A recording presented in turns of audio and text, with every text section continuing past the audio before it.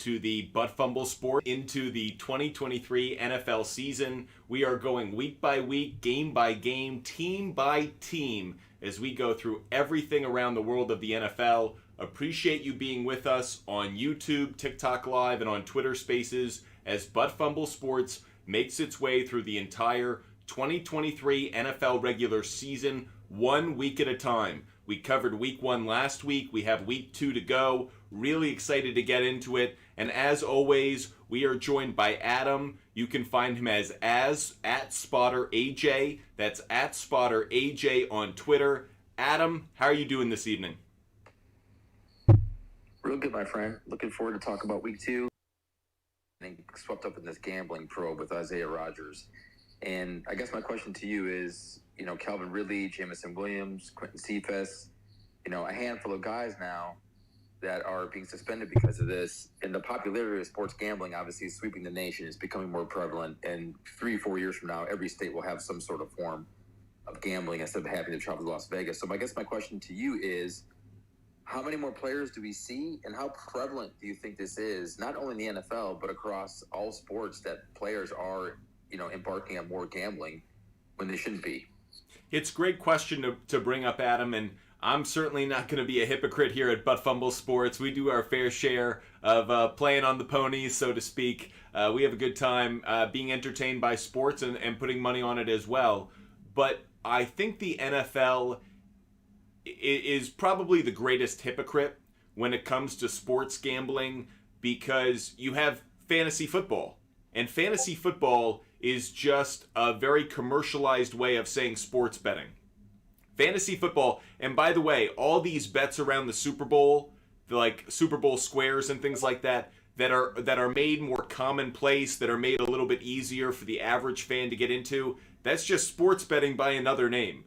Sometimes we don't want to say sports betting, or rather we don't want to say gambling, so we say the lottery. We come up with different terms that sound a little bit safer, that make it a little bit nicer, a little bit cleaner, and I think the NFL is battling with itself around sports gambling, frankly, in the way that a lot of sports have been battling with marijuana use, in which, is it illegal? Is it legal? Does the league want to be in the position to police it? I think when it comes to sports betting, it is more important than marijuana use, and that's because you have the risk of point shaving. You have the risk that someone's in on the cut, that these games aren't as real and as true and verified as you want them to be, and that is why I think it's a concern. But I also think the NFL, it's just like how we see an NFL season with flags. You're going to see a penalty called early, the league's going to get wise to it, and then you won't see it called as frequently because people won't have the same infraction occur over and over again. I think they are laying down the law. I think people are getting wise. I don't think players are going to want to gamble with their contracts and their salaries, so I actually don't think it's going to be as big a problem ultimately. I think it's going to be absolutely fine. What do you think, Adam? Do you think that, even though we're hearing these stories now, are you actually worried about gambling in the NFL? I'm not worried about necessarily gambling in the NFL. I'm just worried about the players that are gambling on their own teams and in the NFL, right? Like you said, the point shaving, that's a conflict of interest there for sure. I mean, Pete Rose is obviously big, can't get in the Hall of Fame because he bet on baseball and on the Reds. So I'm a little more concerned about that. As far as if players are gambling on other sports, if an NFL player is gambling in NBA and baseball, I don't really see much of an issue with that at all.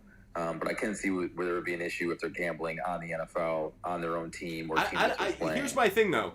If they're betting on themselves, I understand you shouldn't bet on your own team, fine. But again, fantasy football. We've been talking about for years that someone's like, oh, I have you on my fantasy team. Ha, ha, ha. Okay, well, we saw in baseball a player get slapped because, Jock Peterson got in that fight about Mike Trout's fantasy football league. It shows you these are competitive players. These are competitive people. You think of the Michael Jordans of the world. If they're competing on the field in this way, imagine how they compete in their everyday lives in golf and gambling and fantasy sports. So if a football player has a fantasy team, isn't that a form of gambling already? I don't understand what the distinction is. And what I'm also saying is I'm okay with that. as long as you're not betting on your own team, or more importantly, betting against it. And yeah, it's very hard to police. I think it's a position the NFL has longed hope it wouldn't find itself in, but now that sports betting is such a great form of revenue, they're not going to turn away from it now. So it's interesting that they're caught in this predicament, but ultimately, I feel like they're hypocrites on this one. Yeah, no, I agree. And you're right. The fantasy football thing is what murks the waters, right? Because that's like the non-gambling, but gambling, but non-gambling, right? So, yeah, 100%. Fantasy football, I think. No, fantasy football is like a college basketball bracket. It makes 1,000%. Sports gambling accessible to the person who's the office assistant who doesn't know what they're doing, or for the buddy who's like, I want to be in the group, but I don't really know these teams. This is a way you can get in on the fun. And by the way, it's something America does really well. Like, do you have a vice? Don't worry. We have a gateway vehicle to get you to that vice a little bit more. And fantasy football is that. That said, I love it. I am absolutely the guy on the street corner going, do you want fantasy football advice? Do you want to know which running backs to take? So I'm not going to be criticizing anyone around that. All I'm going to say is I think the NFL, they need to come up with a policy. I really think what they're doing now, and I think it's smart, set the tone early, let the punishment be known. It's kind of like baseball with sticky stuff. Let it be known we're not screwing around anymore. Don't play with us on this. Your money will be taken.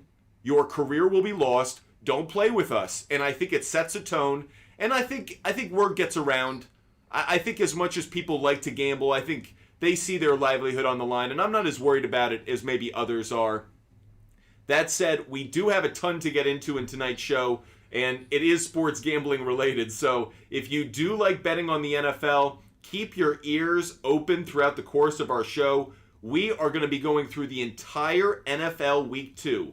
That's right, Week 2 of the NFL. Every single game, every single team, going through every matchup. We'll give the early money spreads, and that way, if you want to look towards the future and make predictions on games, predictions on teams, you'll be well informed in June as we get ready for those matchups in September. We did the Week 1 matchups last week, everything that we needed to get ourselves ready for Week 1. And again, we are going to kind of hold on to this. So we're going to live in this alternate universe of Week 1, these results hold. Adam on our show also has these results up on his screen. So we're going to follow along as if those watching on TikTok Live and YouTube, for example, we had the Washington Commanders beating Arizona. So we're treating it like Arizona now has to bounce back from that loss. And that goes into kind of our predictions and expectations around these two teams. Adam, are you ready to get going? Yeah, ready to rip. Let's get after it. Okay, much like exactly like we did last week, we are going to start this week by going through the AFC first. We're going to go through the AFC East, then the AFC North, the AFC South, and the AFC West. And by the way, at some point I will have a lisp after saying that TH sound as many times as I'll have to. So please, if you want to criticize, go do a show for an hour and let me know how it goes on your lisp.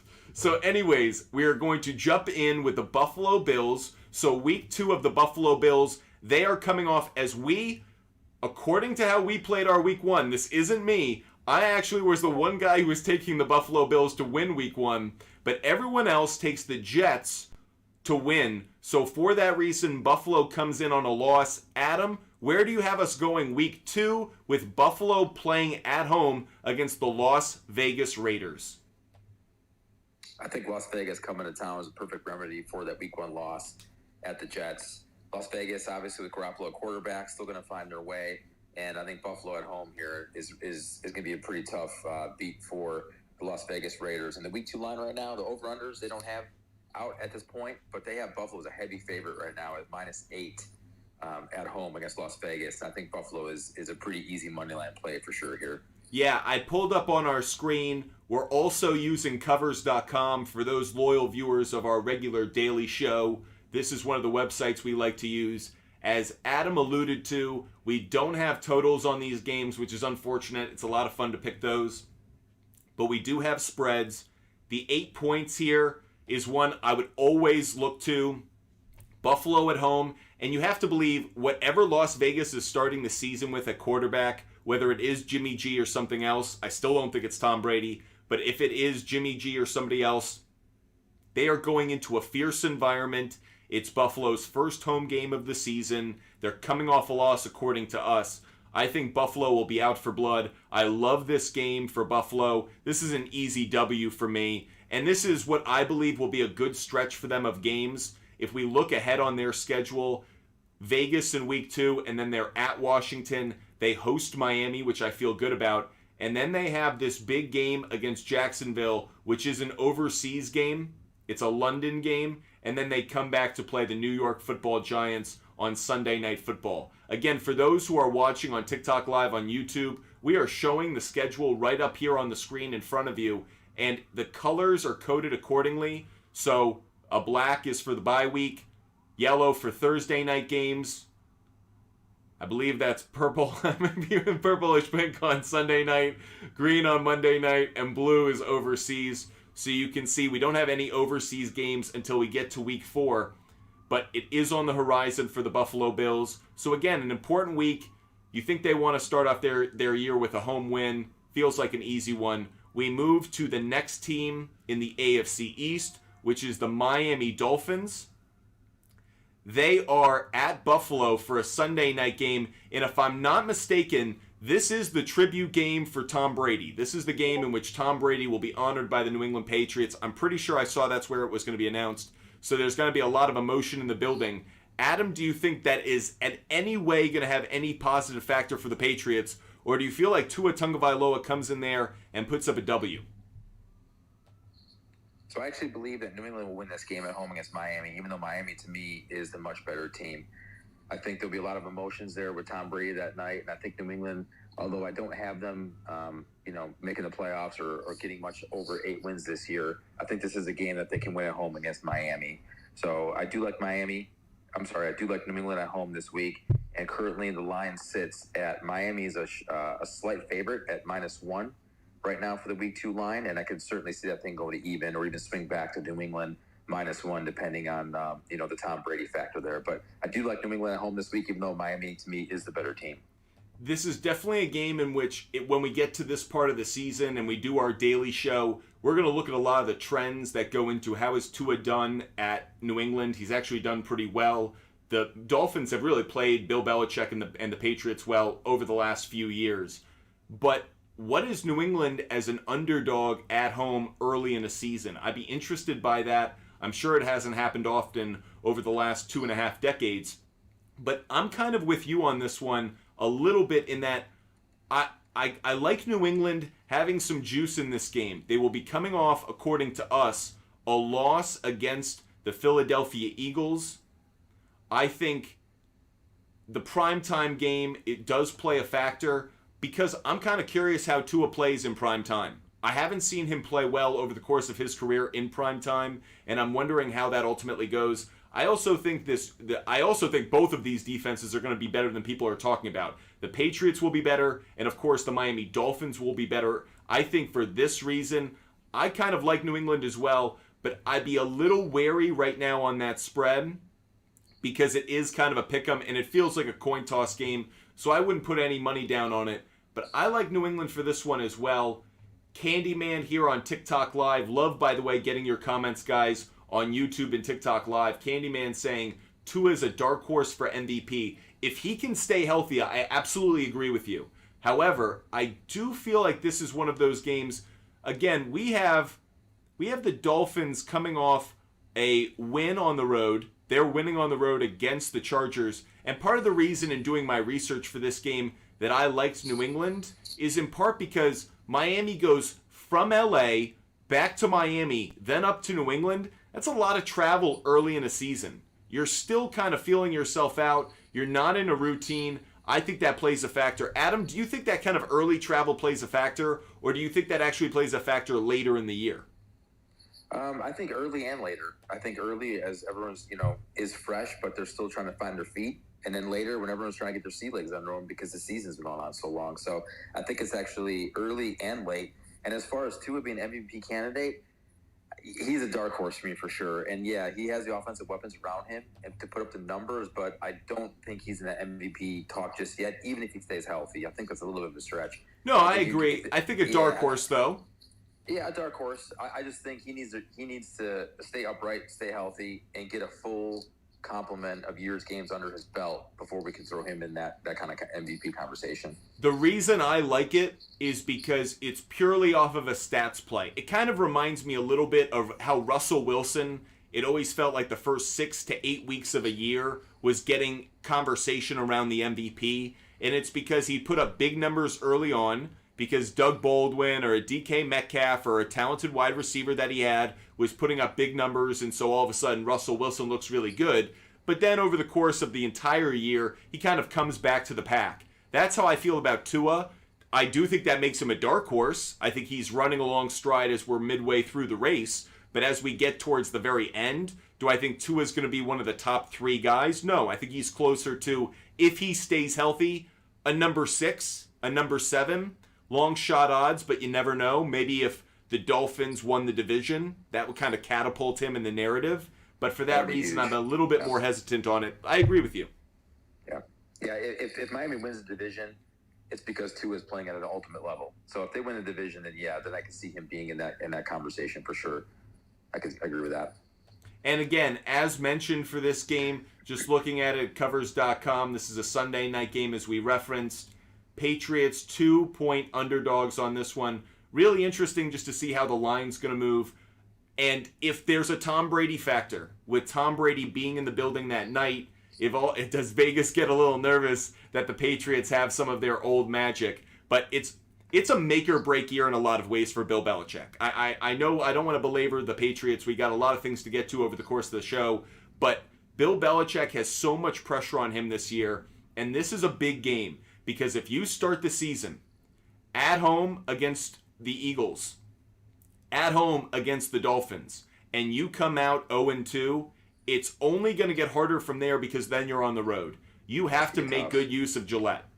That's going to be tough. And the thing is you're hitching your trailer to Mac Jones, and I'm not there with Mac Jones. I feel better about it now with Bill O'Brien. If you told me it was still Matt Patricia, I would say light the house on fire and don't move. You'd be better off burning alive. But I actually like Bill O'Brien because he's been an NFL head coach. So I actually think he brings a lot of maturity and discipline to a role for a coordinator. And secondly, he knows Mac Jones.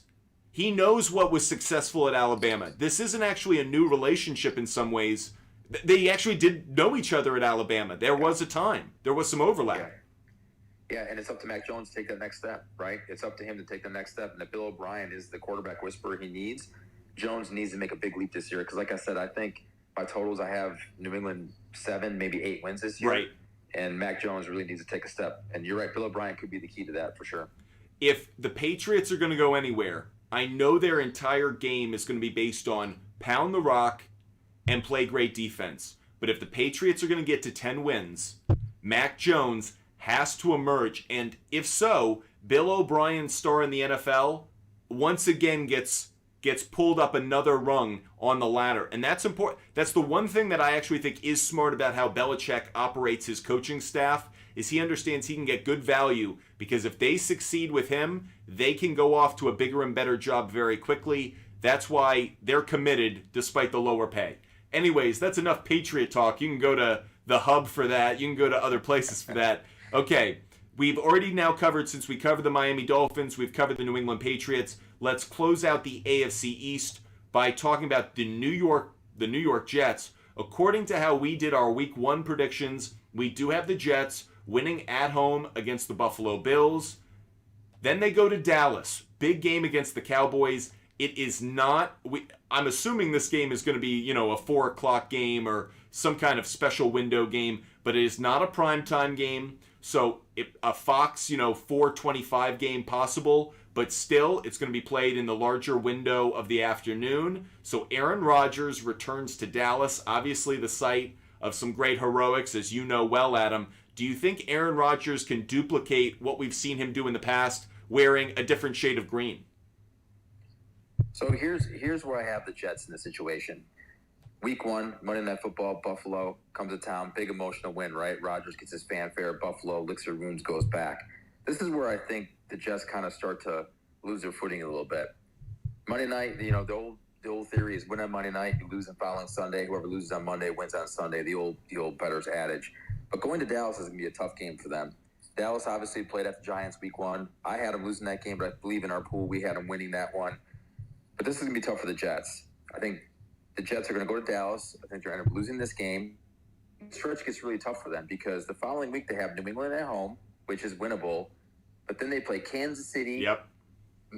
a much improved Denver team, Philadelphia before they get to a bye. That could be 3 losses right there. So to me, I think this is a loss of Dallas. I think they could win New England and lose the next 3. This is a big game for them, but I don't see them going to Dallas winning this game. I think Mike McCarthy, if there's anyone that knows Aaron Rodgers better than anybody, it's Mike McCarthy. Yep. And I know Dallas's defense isn't that great, but I think Mike McCarthy can scheme that defense enough to slow him down and know his deficiencies. And Dallas's offense, I think, can score just enough against that Jets defense for Dallas to take the victory here in week 2. When Mike McCarthy and the Cowboys went up to Green Bay last year, what happened? They got pounded. Yeah, they put a ton of points on them then. Right? Yep. I feel the same way you do. I think like Mike McCarthy and Aaron Rodgers, they have their own soap opera drama the way that Brady and Belichick did. And I feel like Mike McCarthy does get in the head a little bit of Aaron Rodgers because, hey, that is the guy that kind of owned him, put him on a leash for a time. They both won together, and at the same time, there was tension at the end. I think there's something to that. There are a couple things I want to call out. You made some great points about their schedule. The Jets have a brutal schedule over the first 6 weeks, and then they get to their bye. However, one good thing for Jet fans, if you're watching and you're paying attention to their schedule, I think this is where this team gets built into a championship contender. You're going to learn who you are. You play the Bills, you play the Chiefs, you have to go 2 Mile High, which is a brutal game. You have to play the Eagles. You're going to find out who you are against the Bill Belichick Patriots, but you should win that game. But you're going to find out so much about yourself over this stretch. If the New York Jets come out of this 6-week stretch at 3-3 or better, look out. Because once they figure out that they can play with the best teams in the league consistently, they're only going to get better on the back half of the year. Now, I think it is bad that their bye comes a little bit early because you want that for just rest and recovery and all of that. But if they go through, you're right, a brutal stretch, if they come out of that and they're not 2-4, I think optimism is going to be really high. And I think the Jets are going to be a legit contender in the AFC. Now, Deadpool on TikTok Live brings up a great question. Thoughts on the Jets canceling minicamp? Do you think it will impact the season? Personally, I don't at all. I think that's a very small thing. I actually think rest and recovery matter. I think really the way the CBA has been created, there's not really good workouts during this time anyways. I think everything right now is about bonding or is about studying. I actually don't think you're getting a lot out of these mini camps. What do you think, Adam? Yeah, I agree with you. I think they've already had a couple days together, and it's all about team camaraderie, getting to know each other. You know, Rodgers obviously has a new group of receivers to work with, aside from like Lazard and Cobb. And I think that's all it's for. I mean, Rodgers wasn't even going to participate for the next 4 days anyway with a calf injury. So I'm 100% on board with you. And real quick, I forgot to mention, I have Dallas minus 2.5 right now showing on this game. And I could easily see this number coming down if it plays the way we thought with the Jets winning that week 1 against Buffalo. I very easily could see this game coming down to almost even and having Vegas kind of giving the Jets a little bit of love here. But as it stands right now, it's Dallas minus 2.5. Look at Adam being an expert. Adam in Vegas from now on. What a great call. Love that by you. You've been around a long time. I've been around a long time. We know how Vegas operates, right? We know how they operate. And more importantly, what we're really saying is we know how the public operates.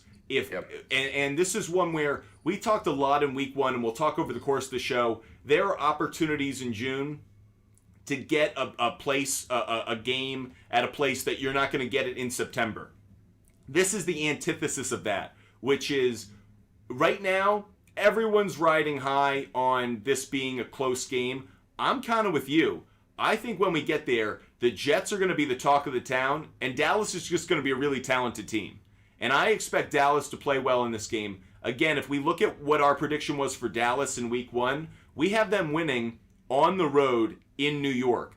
I think they're coming off that game, and instead of being the classic Dallas Cowboys where they're kind of feeling their oats a little bit too much, I think they're going to go, no, we've now got to face Aaron Rodgers. I think they're going to lock back in ways we don't normally see from the Cowboys. If this was a letdown game, I think you would see a deflation of Cowboy performance. I don't think you're going to see that week. So in week 2, I'm with you. We're putting this now on our record. We are saying the Jets are going to lose week 2 at the Dallas Cowboys, and we're going to go back up here to the Cowboys, and we are giving them a win, which would make the Cowboys 2-0. And really quickly, I know we'll talk about the NFC East in a little bit, but they're 2-0, and then they go to Arizona. Looks like they're going to be 3-0, which means they could really be feeling themselves going and hosting the New England Patriots in week 4. Obviously, we'll get to that in future weeks, but Dallas Cowboy fans, I know how you are. Come the 3rd week of September, you are going to be non-stop nauseating. I can just expect it. Super Bowl bound. And then the season actually starts in October. That's correct. Yep. So with that said, we have gone through the AFC East, and now it's our turn to go through the AFC North. For all of those that are joining us on TikTok Live and on YouTube, feel like you can be a part of the conversation. Deadpool, Farika, if you guys are watching, no matter the platform, we're going to try and get to your comments throughout the show. Cullen, appreciate you giving us a hard time. Drew7382, Tyler, Candyman, if you're watching, feel free, jump in the conversation. Every Tuesday night, we go through the entire week of we go through a week of the NFL schedule as we make our way, giving out win totals, predictions, and having a lot of fun getting ready for the NFL year to commence in less than 100 days. So we are counting our way down, and we are going through week 2 this week in tonight's show. For the next, again, we're going through the AFC North next. So we start with Baltimore, and this is a divisional battle. Big game. Again, it is a non-primetime game, but you expect this to either be in the late window for CBS, or I shouldn't think that way anymore because all these teams are free agents now. So this could actually be on any network. It's not like it used to be, but you expect this to be a big-time focus, a storyline game. Lamar Jackson, Joe Burrow, 2 of the best teams in the AFC. Adam, start us on this one. Do you think the Ravens can go into Cincinnati and get a win? I just can't get sold on this Baltimore team right now. I think that Lamar Jackson and Coach Harbaugh and the front office, I know he resigned and always coming back, but I just think there's going to be a little bit of tension there. I don't think the waters are going to be smooth quite yet. And really, in week 1, Baltimore had a cupcake walk against Houston. Yep. Cincinnati had kind of a dogfight against Cleveland, So I can't get on board with this Baltimore team yet until I see them in person. Cincinnati, again, another perennial Super Bowl contender for all intents and purposes. At home right now, the current line is -3.5. The hook I don't really care for. But my uncertainty in Baltimore and what that landscape is going to look like, you're not going to see it against that first game in Houston. This will be the first real test to see, how Baltimore is as a cohesive unit in Cincinnati. So I'm going to lean the edge right now to Cincinnati in that game for that reason. I'm really curious to see how the Baltimore Ravens defense performs week 1 against the Texans, because everybody is going to be fading the Texans offense, not realizing that CJ Stroud brings a whole new dynamic to that offense in ways that they haven't had in the past. And that the Houston Texans offense could be a brand new version of itself come the start of this year. So I'm curious to see if the Baltimore defense, I'm really curious, especially in that secondary, how do they perform? And if they play well, okay, maybe it makes me feel better about this game, but I'm with you. We talked about in week 1, the Cincinnati Bengals do not play well in Cleveland. Now, you guys went with the Bengals, so we ultimately put the Bengals because I lost that play. But I think there's something to that. There's some juice to that story that when the Bengals go to Cleveland, they don't play well. I think that also means that there's always urgency after that game for them to snap back into form. And there aren't always quarterbacks I feel that way about. Joe Burrow, I do. Joe Burrow is one of the best refocused kind of guys. That dude is no heartbeat, get back to basics, So good game or bad game in Cleveland, I think he recognizes back-to-back divisional games. This one at home. I like the Bengals in this one. That 3.5 is kind of curious to me as well, because the 3.5 makes me go, that's a trap. It's like, I want to take the Bengals at the +5. I want to take the Ravens at the +5. I want to take the Bengals at the -2. In a very butt fumble sports, I'm trying to be on every side of it. But that just feels like a tough spread. Probably when we get there, I wouldn't touch it. But is there any reason before we move on to the next game that you would think Baltimore has a last-second shot? Do you feel like this is one in which maybe we're in a Justin Tucker kind of situation, and that's hopeful for them? Well, it's a division game. So these games are, any division game is always a hard-fought battle. So, yeah, 100% Baltimore could be in this game, but I think you're right. I think Joe Burrow's the guy. I think they come home. And, I think that, to me, this is a statement game. Like, Cincinnati's going to say, this is our division. All the uncertainty with Lamar Jackson came back. You guys have your own problems, but we're here and focus to win this division and make a Super Bowl run. So I think this is a game that Cincinnati could win this game by 10, 17 points and make a statement early in the year on this division. Though it's not as juicy a storyline as it could be, remember, Orlando Brown, he started with the Ravens, then he went to the Chiefs, and now he's with the Bengals. He's had a lot of success everywhere he's gone. He came for games like this to keep Joe Burrow upright and clean, because if Joe Burrow doesn't have any grass stains on him, good luck trying to beat that kid. Because I think, personally, other than Patrick Mahomes, right now now that Tom Brady's out of the league, there's no quarterback I would rather have than Joe Burrow. Adam, I know that's probably a longer debate for another time, but would you say that about Joe Burrow, or is he lower down on the list for you?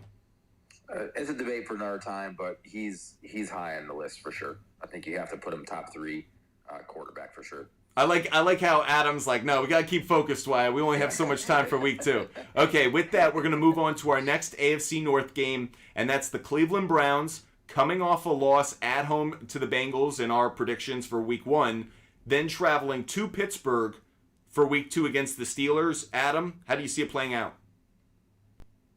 So Pittsburgh is kind of one of the teams this year that I think has gotten better, and they got kind of better towards the end of the year, and they did really, really good in the draft. They finally got some help for Pickett. They got Darnell Washington on offense, which I think is going to be, he fell in the draft, and it could be a really good surprise. Obviously, Broderick Jones on offensive line. They upgraded their defense with Joey Porter Jr., like we always talk about. If there's one player in the draft that fits a mold, he is a Steeler from day one. And then picking up Allen Robinson could be, pretty beneficial for the Steelers. So I have the Steelers a little bit higher than most. I have them actually +1.5 to 2 on what Vegas win total is. And I like Pittsburgh in this spot. I think Cleveland had a tough game against Cincinnati week 1. And I think Pittsburgh at home, which obviously Heinz Field is a tough place to play. Right now, Pittsburgh's a -1, which kind of surprises me, a little more even, but I think that spread will change on how week 1 goes along. But I think Pittsburgh right now is a better team. I think they have a little more upside. And I think Deshaun Watson, even though he does have a year under his belt now, or I should say half a year under his belt of playing games and an offseason, I think Cleveland's still going to find their footing here. I think Pittsburgh is a better team at home. So I like Pittsburgh at home in this spot. If I were on an NFL Network morning show and I were trying to produce a segment where I'm being zany, I would play some kind of game like, are you Mac or not? And in this case, is Kenny Pickett Mac Jones or not? Because this is the kind of game that if you're Mac Jones from last year, you lose. Cleveland we're saying, is going to lose at home to the Bengals. And this is the kind of game where in the NFL, teams that lose 2 in a row, there's a lot of fight. There's a lot of bounce back. And we said last week that the Pittsburgh Steelers were going to win at home against the 49ers. So back-to-back home games for the Steelers. They could start their season off on the best possible foot. It could get Kenny Pickett a lot of early publicity, a lot of pub, a lot of love from a lot of networks and sports media personalities. Does he poop the bed? Does he pull a Mac Jones in 2022? Or, like you just said, Adam, do we remain high on the Pittsburgh Steelers and do we say, this team actually is going to be better than we think? Mike Tomlin's going to continue his streak of winning seasons and they're going to hit their over on win total because it's set at 8.5.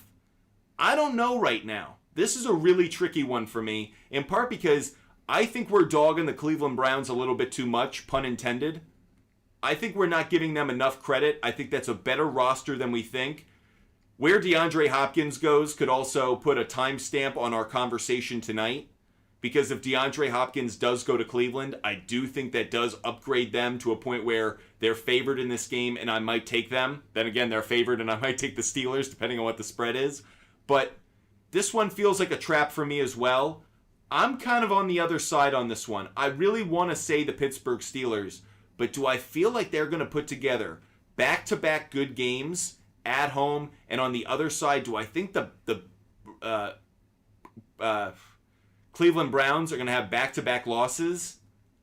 Feels a little tough for me. I'll lean right now and say we'll go with Pittsburgh and we'll slot that in for now. But if you guys are watching on TikTok Live or on YouTube, put your opinion in the comments section.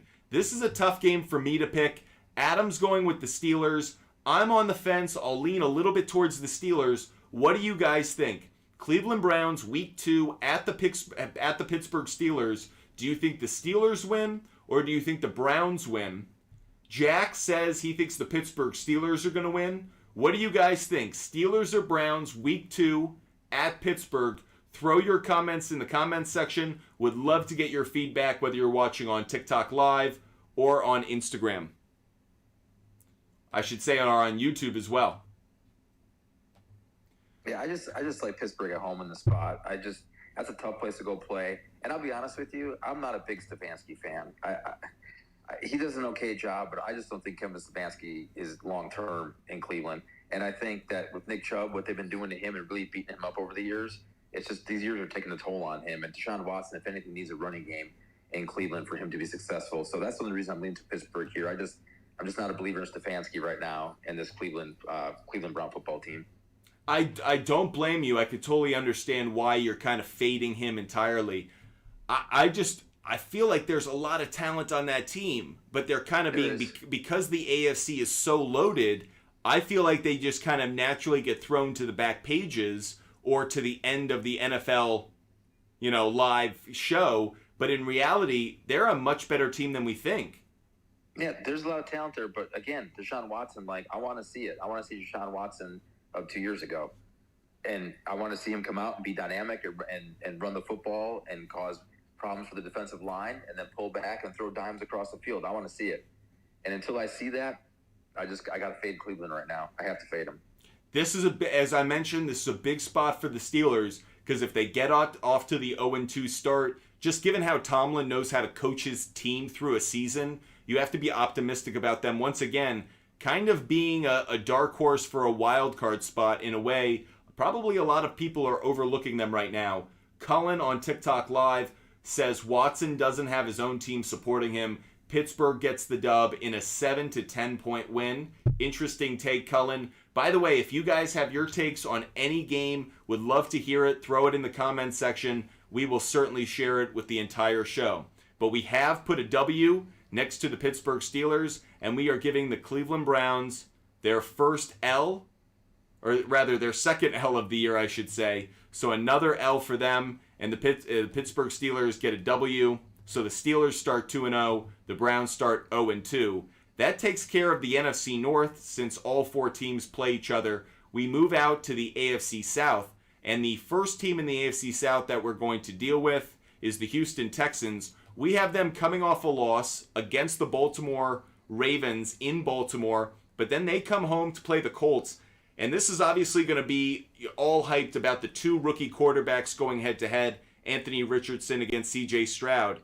Both look really good in the video we've seen of them so far. Adam, I would lean towards C.J. Stroud right now in this one. But that said, the Colts do have Jonathan Taylor. Which team do you think comes out with the rookie QB? Yeah, so Vegas right now has this at even, which I can't disagree with that because this is really a coin toss here, right? You have two rookie quarterbacks, like you mentioned. Taylor is probably the X factor in this game. How is Houston's defense going to react this year? How is Indy's defense going to react this year? I think that's big. Two rookie quarterbacks can turn the ball over. Their defense can be on the field a lot more than it's used to. So for this one, two rookie head coaches, two new head coaches. Good point. I didn't think about that. Two rookie head coaches. I give Indianapolis the edge in this one. Wow. Just because and just because of the running game, and I think they can control the clock enough. And I think their defense is slightly better than Houston's. So I'll give the better defense and the better running game the edge in this matchup. But honestly, you can flip a coin here between the two until we see. I mean, it's going to take 4 or 5 weeks to see what Stroud and Richardson look like here. But I'll do a coin flip, and I'll go with a slightly better defense and a slightly better running game in a Vegas even line here, and I'll take Indy. I certainly don't like this game from a betting perspective, at least at this point. In June, I'm not going to touch this game. There's nothing about that even that gets me really excited. However, if I did have to pick this game, which is what we're doing here tonight, Houston Texans for me. And it's because I go back to what I have seen in college. Which quarterback would I trust? That's usually what I default to. In baseball, I look to the starting pitchers. In the NFL, I look to the quarterbacks. In the NBA, I look to the star on the floor. The best quarterback is C.J. Stroud in this situation. We know this. Anthony Richardson is not going to turn into what he's projected to be between now and week 2 of this season. He's just not going to do that. I understand Jonathan Taylor can have a massive day. I absolutely would love him in a fantasy, a DFS, a player prop. But C.J. Stroud, I actually think, could come out with the win. And in part, it's because I do expect Anthony Richardson to have his lumps, to have his missed throws in ways that I think Stroud could actually be more commanding and take some kind of leadership. Deadpool brings up a good point. He's a little bit concerned about C.J. Stroud taking hits in ways that Anthony Richardson will not. I completely agree with you, but we can't really fold that into our predictions. That's a little bit too speculative. But for me, I'd go with Houston on this one. So, guys, we need a tiebreaker. Adam's going with the Colts. I'm going with the Texans. If you guys are watching, put which team you think's going to win this matchup in the comments section. Whichever team gets more answers, we're going to put into our schedule here. So throw your pick into the comment section. Do you think the Texans are going to win, or do you think the Colts win? Texans or Colts to make this tiebreaker. This also has the Will Anderson feature as well, as you mentioned. Go ahead. And the good news is that Stroud can take hits. He's a big boy. So at least early on in his NFL career, he can absorb some hits. I think he'll be okay there. If you guys like the Texans or if you guys like the Colts, let us know. We'll throw it in here. By the way, could this be a tie? Feels like it could be. We're getting an answer for the Colts from Deadpool. We'll take that for now as we have to keep moving. So for now, I'll eat some crow. Yeah, I mean, if we're split down the middle, we can certainly put Houston on that one. Like I said, it's a coin flip for me. It's a coin flip, totally. It's a coin flip, so we can. We'll come back to that one. We'll come back to it. Okay. That said, the next team that we have to focus on, since we've covered the Colts, is the Jacksonville Jaguars. This is a massive game against the Kansas City Chiefs. They're at home. Huge matchup. Adam, where do you see this one going out in what really could be a preview of the AFC Championship game? Yeah, it very well could be. And I think Jacksonville being at home is an edge here. Kansas City, they're going to win. And they might stumble early, but they're going to win in the long term. I just need to see what that offense is going to look like now that Schuster and Hardman are gone. Not that they were all, perennial all-pro wide receivers, but then again, they were there, and he had, Mahomes had trust in them. And I think Jacksonville bringing Ingram back, but we talked about it a couple weeks back in our show. I think Calvin Ridley is going to be so dynamic for this Jacksonville offense, and they're going to keep them rolling. He's going to be huge. And I think this game means more to Jacksonville than does Kansas City. And being at home, that's why I give Jacksonville the edge on this one. It's just because I think this game means a lot to them. I think Kansas City's still going to try to find their footing on offense. I've never been sold on Kansas City's defense in the last 3-4 years. It's all been Patrick Mahomes carrying that team. Their defense has been, just good enough, but I've never been a believer in the Chiefs' defense. So for that reason, I think this game means more to Jacksonville.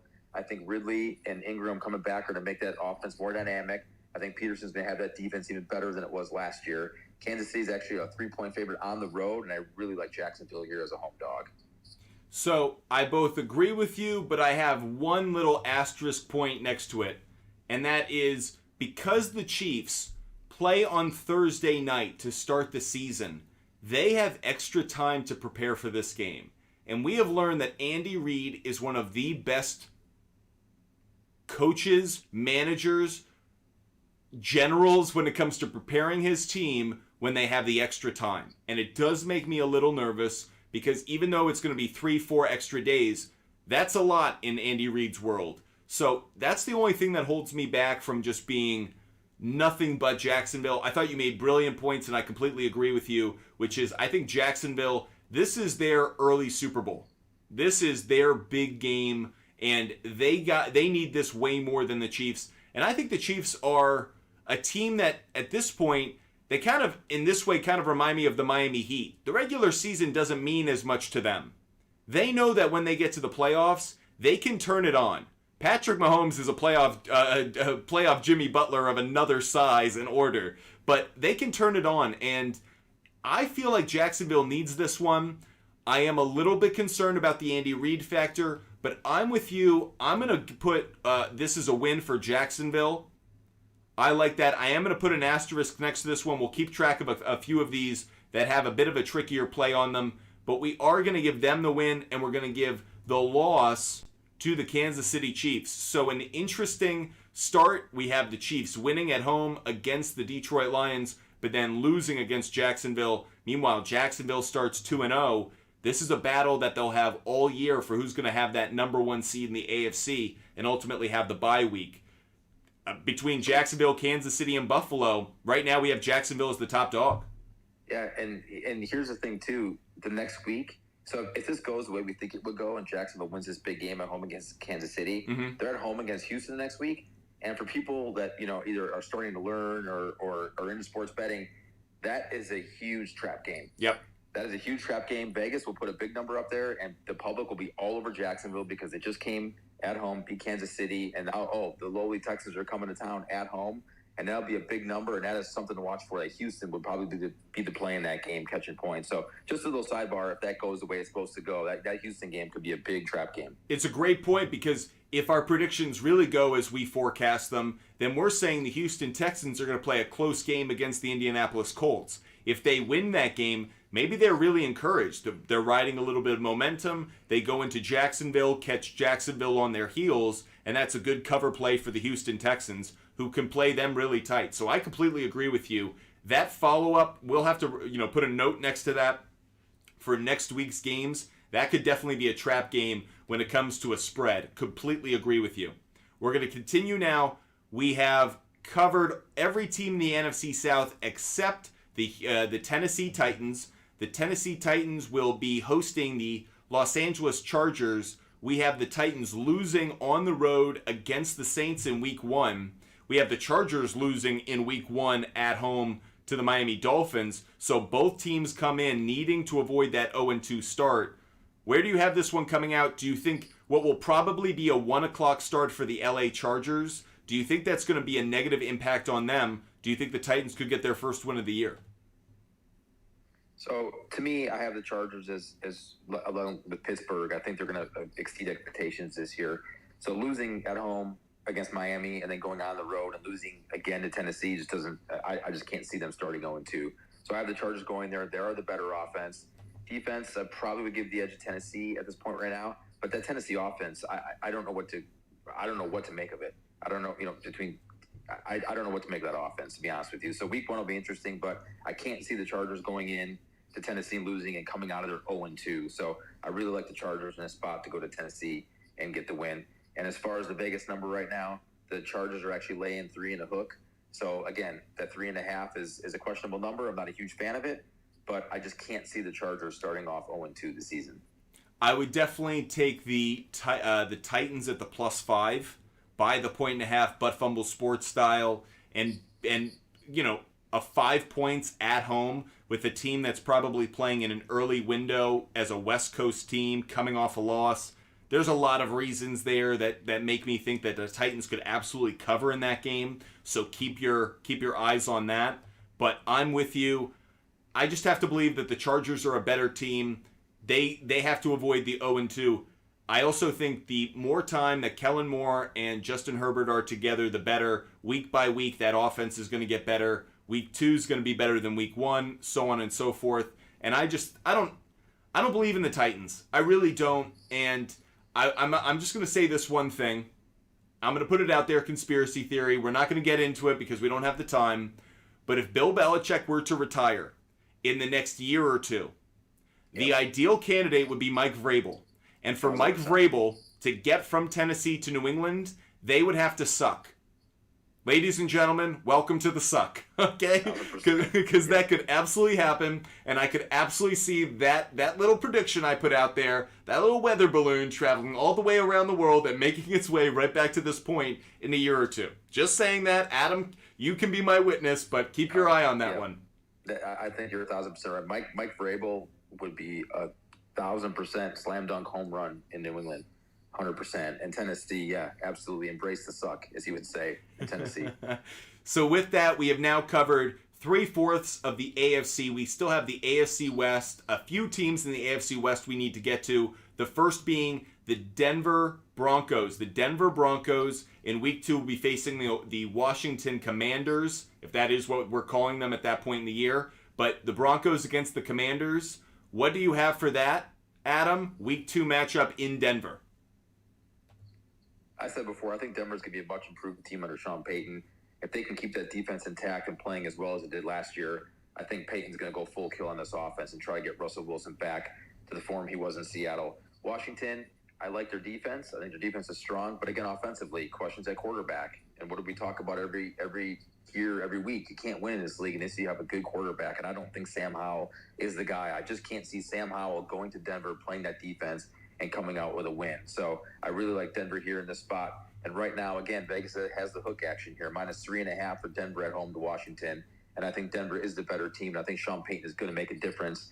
It may not show right away early on, but it's going to show as the season goes on. But I just can't see Washington going in there and beating Denver. Yeah, what's so interesting to me about this game is there are a couple teams that we see every year in which you go, oh, I'm surprised they're 0-2, I'm surprised they're 2-0, but it's really about the matchups that they get early on in a year. And this is one in which Denver could find itself at 2-0 just by playing the Raiders and the Commanders in the first 2 weeks. And with that, off goes the hype machine. Russell Wilson's back. Sean Payton was the big difference. He's coach of the year. And the horses out there in Denver could get way, way ahead of the sled. However, I do like Denver in this game. I'm just going to fade Washington going to Mile High. Tough place to play, tough conditions. If you have a young quarterback, it's all made the worse for it. I just think this is kind of a no-brainer. This isn't one. What's the spread on this one, Adam? So this one right now is sitting at Denver -3.5. Right now on that, I prefer Denver to cover that. I'd still probably want the hook in my favor. Get that down to 2.5. But that said, feels like Denver more comfortably. Like, this is one in which you go, yeah, Denver's actually a good team. But Washington, I don't feel like Washington's going to get off to a fast start this year. They might do what they always do, which is kind of have some more fight later in the year when you start to just count them out automatically. But I feel like this is a really tough road game for them. Also, you have to keep in mind, Washington's coming off a win in week 1, according to us, against the Arizona Cardinals. So what do I think's more likely? Denver's 2-0 or Washington's 2-0? I'll go with Denver on that one. Agreed. Yep, agreed. So, with that, we have now made our way into the AFC West. Just making sure, I think we've covered every team in the AFC West, but just want to make sure. So we have the we have the Las Vegas Raiders, rather. We have them losing to the Buffalo Bills. We covered that game earlier. We have them losing to the Buffalo Bills in Buffalo. And then we had the LA Chargers winning on the road against the Tennessee Titans. And we also have the Chiefs losing against the Jacksonville Jaguars. So we do make our way into the NFC, and we start in the NFC East. We have covered the Dallas Cowboys. We have them winning against the New York Jets at home. And so we have the New York Football Giants to get to. They are on the road against the Arizona Cardinals, according to us, coming off a loss at home to the Cowboys. Feels like a slam dunk on this one, right, Adam? Yeah, I think so. I think anyone that plays Arizona could be a slam dunk this year. But I just think the Giants, with what Daboll did last year and making the playoffs, is huge for that team. They finally got some help for Daniel Jones on offense, bringing over Waller. They picked up Jalen Hyatt in the draft, which I think could be a sneaky good pick. Yep. You know, they helped up their defense with Deontay Banks. I just think the Giants are trending in the right direction. I think Arizona's trending in the downward direction. I mean, McCoy or David Blow as quarterback. I don't know who's going to be, but whoever plays Arizona right now is almost, you can chalk it up to a win. So, yeah, I think the Giants here, to me, is a slam dunk. And the line is actually a little bit closer than I thought it was. I know it would be at Arizona, and right now the Giants are at -4. I thought this game would be somewhere around 6.5, maybe even 7, and it might be by the time kickoff comes, depending how Arizona looks like in week 1. But I think Giants here is a pretty easy win. I think it's a slam dunk in part because if the Giants are going to be anything this year, this has to be a slam dunk. They don't have enough wins on their schedule to get away with a loss here. And I actually have a lot of faith in Brian Daboll being the kind of coach who can get them refocused if they are coming off a loss to the Cowboys. I feel like this is a no-brainer. I feel like this is, have Saquon Barkley in your DFS lineup this week. They're going to put up points. They're going to build confidence. I love your Jalen Hyatt prediction. I feel like this is a game in which Darren Waller has a big game, and all of a sudden there's a lot of hype around him. So I feel like this is a no-brainer. Gets the Giants to a 1-1 start, which makes a lot of sense given how they're starting the season and what we could see happening. Let's move now to the Philadelphia Eagles. This is a primetime game, a Thursday night game against the Minnesota Vikings. Kirk Cousins in prime time. It's all really needs to be said. That said, this is also in Philadelphia. Adam, kind of obvious, right? Kirk Cousins in prime time. Yeah, 1,000%. Kirk Cousins in prime time is absolute complete garbage. Everyone knows it. He knows it. His team knows it. The national media knows it. But right now, Philly's sitting at a -6 at home, point favorite against Minnesota. And to me, Minnesota's defense, and we've talked about all year long, it is so bad. Yeah. Their defense is so bad. And then what they do with the first round pick, they pick up Jordan Addison, wide receiver in USC, which, hey, nothing wrong with Jordan Addison, and he's going to slot in good there in that offense. But yep. My God, how did Minnesota not draft every draft choice? You can get a wide receiver in rounds 2, 3, 4, and beyond, but a good cornerback was so valuable. And to your point, there were players, they also came off the board. Forbes, Christian Gonzalez. You had a chance there to get some help in your secondary. You don't take it. And I think this is one of those games in which they look back on the draft and they go, oh yeah, that's right, we're pretty stupid. Because do I think Jordan Addison is going to help them win against the Eagles? Not nearly as much as a good cornerback would have. And again, we'll say it one more time for all of those that didn't hear me, maybe because you cut out, maybe because there was something in your microphone or your headphones or something. Kirk Cousins in prime time.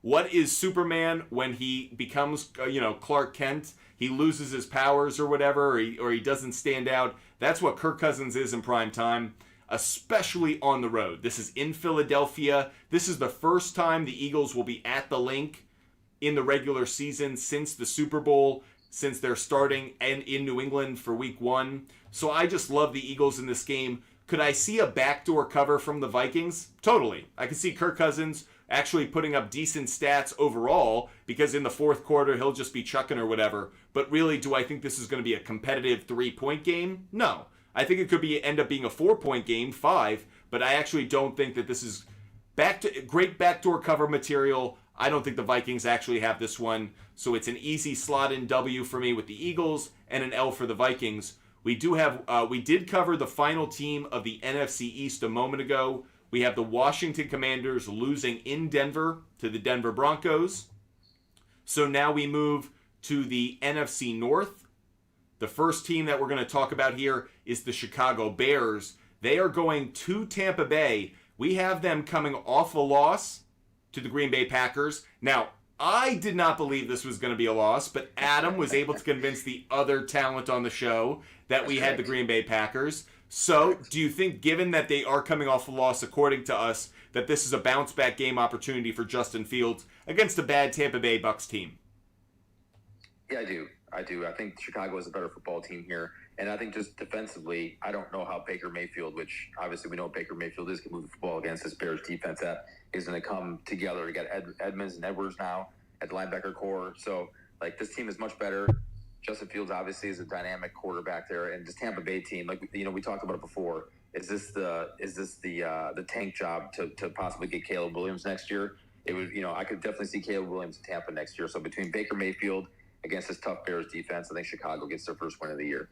Completely agree with you on this one. Not going to take too long on it, but this is one in which if the Bears lose this game, look out for their head coach because the expectations are high around Justin Fields. And if they get off to an 0-2 start, really bad look. They've got to get going. And if they lose, like we at least have predicted, if they lose week 1 to Green Bay, they don't have a lot of runway. They play the Chiefs the following week, then Denver. It's going to be a long stretch there. They're going to need to rack up the wins that they can get. Against Tampa Bay is critical. Deadpool on TikTok Live does have a question. I thought Brady jersey retirement would be week 1, not week 2. I've seen differing reports. I think it's going to be week 2 because it's prime time. I feel like they don't want to fold Tom Brady into kind of week 1 of the NFL season. I feel like that's its own little holiday. So my expectation and what I think I've seen is that the Sunday night game is when they're going to celebrate Tom Brady against the Miami Dolphins. By the way, Deadpool is also watching TB and OTA throw. Oh my God, I saw that video. Great call by Deadpool on TikTok Live. I don't know if you saw this, Adam. Did you see the video of Kyle Trask and Baker Mayfield throwing to receivers? Were there receivers there? Because the ball wasn't being caught by anybody. So I'm not sure if there were receivers there or not. But yeah, I mean, that was they were bad. in the drill. I went like you. I don't know if they were actually really there, but it was just one of those look in which you go, oh, it's going to be a bad year in Tampa Bay. It's going to be a long year in Tampa Bay. Anyways, let's keep the fun going. We are in the NFC North. Let's go to the Detroit Lions. We have them losing week 1 to the Kansas City Chiefs, coming home against the Seattle Seahawks. This is a really tough game. And like I mentioned, there are some teams every year in which we go, oh, they're going to have a really good year, and then they get off to a surprising 0-2 start. Look out for this one. This could be a bit of a trap game. Do you think the Lions should be concerned about losing to Seattle, or do you think they'll pull off their first win of the year? So Seattle, we have getting a win at home against Los Angeles, and obviously travel to Detroit. Detroit obviously at home 2 weeks in a row. A loss to Kansas City, as we think. And again, this is one of those things where I don't see Detroit starting 0-2, right? In Seattle, I could see 1-1. And Seattle's a team I'm the most high on this year. I love Seattle. I think their upside is huge. I think they win the division this year in the West. So I'm big on Seattle, but I think this is a spot where I can't see Detroit going 0-2. Again, they're going to be the lovable Lions. They're going to be the darlings of the NFL to start the season because of the way they finished last year, and everyone loves big offense. But their defense isn't that great either, even though they did shore it up a little bit here in free agency and the draft. But I can't see Detroit going 0-2 here. So I think Seattle traveling across the country to Detroit. I'll give this one to Detroit. And Detroit right now sits at a -2.5 on the Vegas number. This feels like a trap, though. And what I would say is I would buy the 1.5 and take the Seahawks. This feels like a trap game because I think Geno Smith, it's a dome. He's going to play well. I do think that the Lions' defense is slightly better than it was last year, but not significantly better. So I think this is going to be a shootout, and it's just about which offense has a better day.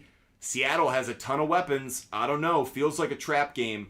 I will ride with Adam on this right now for the win, but the closer we get to week 2 of the actual season, I feel like this is a coin flip. Deadpool, I completely agree with you. I feel like the coin lands ultimately on the side of the Lions, but this is a really tight game for me.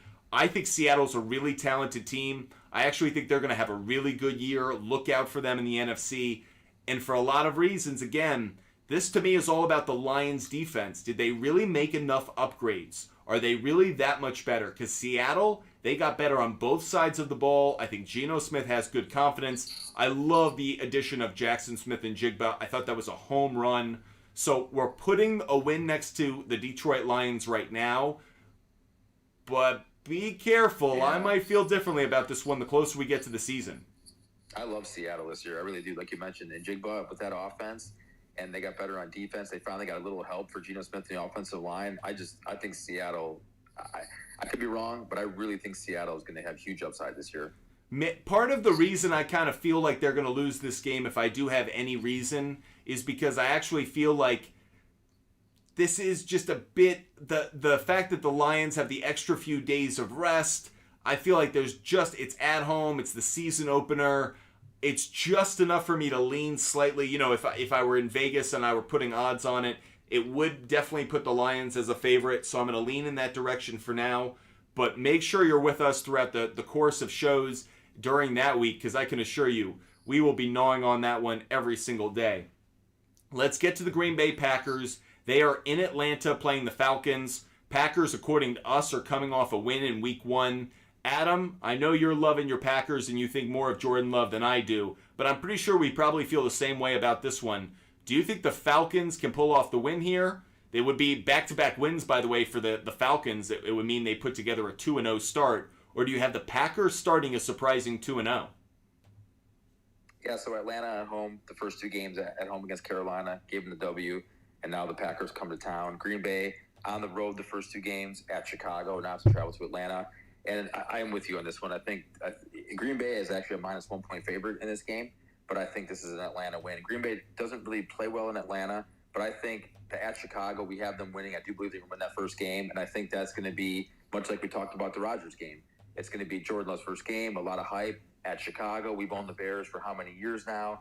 You know, Chicago thinks they're going to have a shot to win. Green Bay's going to pull out the victory, and it's just going to be this huge, monumental victory like Jordan Love era has begun.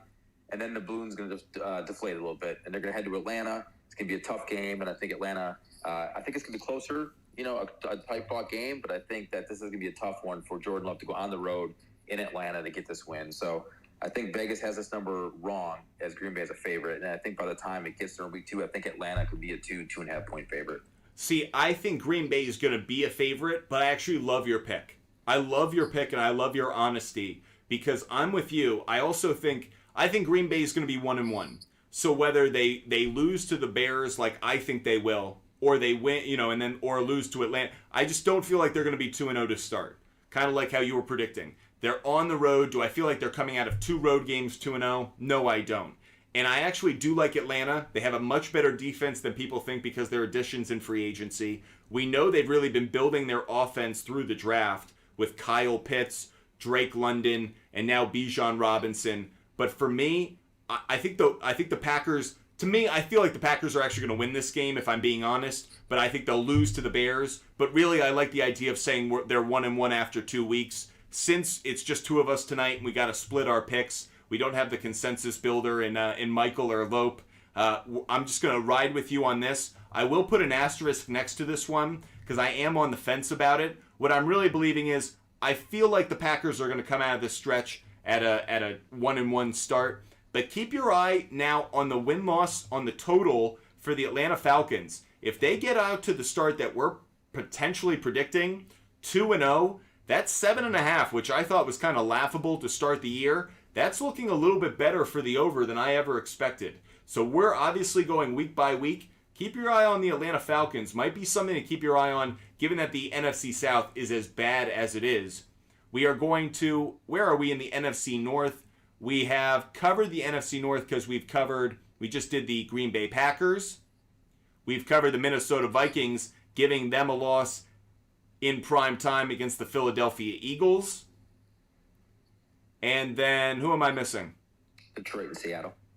Detroit, Seattle, Green Bay. Oh, and we did the Bears. Okay, great. Bears. So yep. now to the NFC South. The NFC South, we've done the Atlanta Falcons. We are giving them a win, surprising for them. Now let's go to Carolina, one of the few games we still have the open slot. They are playing against the New Orleans Saints, and that's a Monday night game. A Monday night game. So Derek Carr on the road against Carolina. Bryce Young, his first primetime game. Do you think the lights are a little bright for him, or do you think Carolina gets its first win of the year? Well, this Vegas spread to me is really interesting. They have it at even. And I'm wow. surprised by it. Yeah, I'm surprised by that because to me, I think New Orleans is a clear-cut favorite to win this division and to run through, this NFC South teams are, between Atlanta, Carolina, and Tampa. Atlanta might be the only one that has any kind of promise. Otherwise, Carolina, well, I shouldn't say that. Carolina finished the season really well last year, but again, rookie quarterback. And they added some pieces. Hayden Hurst, Miles Sanders. They're a better roster than people think. They are. It's not fair. It is true. That is true. They did get veterans at the end of the year, but just that rookie quarterback mentality. I think New Orleans is a much more seasoned team, much more veteran team. Monday Night Football. I do like New Orleans in this spot. If it's an even line, I think you got to give the edge to New Orleans in this one as a better football team overall. I think Carolina, as the season goes on, depending on Bryce Young plays, if their defense continues to play like they did at the end of last year, and some of the weapons that they added on offense, like you mentioned with Sanders, I think Carolina can get there. But I think early on in the season, I think this is still going to kind of try to find their footing a little bit. And Frank Reich, again, new head coach there, trying to instill his values and his offense to that team. So I'll give the slight edge to New Orleans on this one on Monday night. So for those that are new to how Vegas puts out their spreads for NFL games, a home team almost automatically gets 3 points in its favor. Yep. So the fact that the Saints are actually even tells me that the Saints are really being favored, because that 3-point advantage that supposedly should be in the pocket of the Carolina Panthers isn't there. Now, I do feel like this is a bit trappy. I am a little bit worried about this because I actually think Bryce Young is going to be better than people think in some ways. I am worried about his size. I'm not worried about his ability. I think he's going to have some spectacular. Remember Deshaun Watson early in his rookie season? He made some dazzling plays that just kind of took your breath away. I could see Bryce Young doing that, and I don't think the Saints are as good a roster as people think. That was a bad roster last year. Just because you're adding Derek Carr doesn't automatically make you better. And I think Carolina's got a better team than people know. They have some really good young pieces on defense. Horn, Burns, they've got really good pieces. And on the other side, they've added to that offense through free agency. So kind of, funny enough, it's kind of the reverse of the Atlanta Falcons, where the Falcons built through the draft on offense and went to free agency on defense. Carolina went through the draft on defense and has now built their offense through free agency. But for me, this is a bit of a trap game. I am going to say Carolina loses, in part because that even spread kind of tells me what I should be taking, and I want to be on the right side of it. So for now, I am going to say New Orleans wins, which means the Saints are 2-0 going up to Green Bay with the chance to be 3-0, and then they have Tampa Bay after that. Could the Saints be 4-0 going into New England in Week 5? Really interesting to see if Derek Carr gets things going in the right direction there. Feels like that doesn't happen. Feels like that would be too good. Yeah. Feels like Green Bay could actually come out of that with a 2-1 record. But we'll cover that next week. We still have to we only have one more game actually that we haven't picked.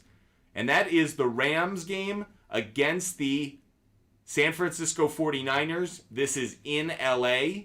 There's a lot of history between these two teams with Sean McVay and Kyle Shanahan. Adam, which head coach gets the better of it this time? So I'm just going to take the better overall team, even though there's issues all over both teams here. San Francisco is a 4.5-point favorite right now, but San Fran has a top-tier defense. Offensively, they have top-tier weapons, although the quarterback position, what are we going to have there? Sam Darnold, Trey Lance, it's a dumpster fire. On the other side of the coin, the Rams, they've just, I don't know where you go from here with the Rams, right? They went all in for the Super Bowl, and now everyone's kind of has left, with between Floyd and Wagner left. Cup's coming off an injury. Stafford's coming off an injury.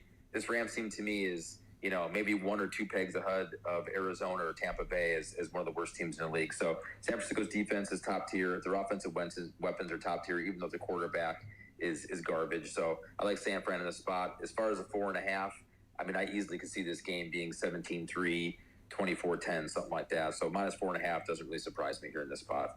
Did you just hear that, LA football fans? Adam just took a dump on your head. He just totally said you're one of the worst rosters, one of the worst teams. They are. Go get your pitchforks, LA football fans. Go hunt them down. Okay, not really. That said, I'm with you entirely. I think that Matt Stafford is going to be better than people remember. Matt Stafford is going to come back and play better. He's not going to be the last version we saw where he was hurt. He's going to be better than he was last year. But that said, I do like San Francisco. And as Deadpool brings up, Brock Purdy, it sounds like he's going to be back for the start of the season. I still think they're going to lose in Pittsburgh. Brock Purdy, no Brock Purdy. I still like what we said last week. I think they're coming off a loss, but I think they bounce back. I know it's a road game, back-to-back weeks, but it's LA, so I don't think it's as big a factor, given that that's a shorter flight. So I think it's advantageous to take the San Francisco 49ers in this one. And I'm with you.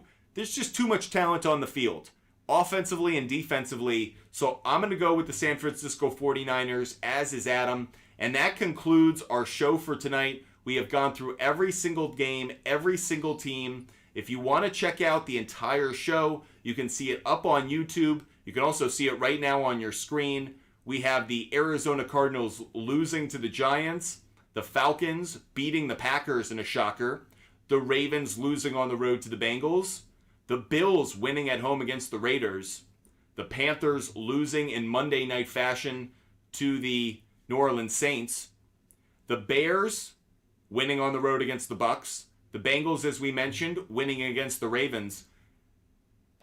This Cleveland Steelers game, we didn't bring it up earlier in this way, but it is a Monday night game. Is that correct? There's two Monday night games for that second week of the season. Kind of crazy that they're doing that they have a couple of them. But then we have Dallas winning against the Jets at home, Denver winning at home against the Commanders, the Lions winning at home against the Seahawks, as we mentioned, Green Bay losing at Atlanta, Houston beats Indianapolis at home, the Jacksonville Jaguars win at home against the Chiefs. We have the Raiders starting 0-2 after their loss against the Bills. Rams losing against the 49ers.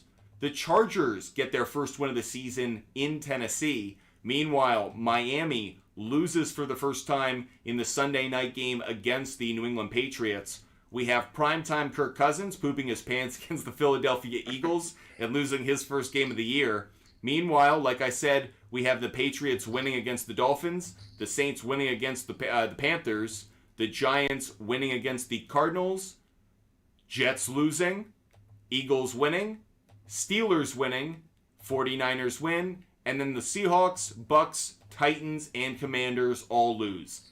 Every single week, every Tuesday night, Butt Fumble Sports, Adam with us every single night for these Tuesday shows. We go through every week of the NFL season. So we've gone through week 1, week 2, week 3. We are going into next week. So make sure you join us next Tuesday at 7 p.m. Again, that's next Tuesday, June 13th. We will go through week 3 of the NFL season, every game, every pick. And as always, make sure you follow Adam on Twitter. His handle is @SpotterAJ, @SpotterAJ on Twitter. If you want to follow us on Twitter, you can find us at @SportsFumble.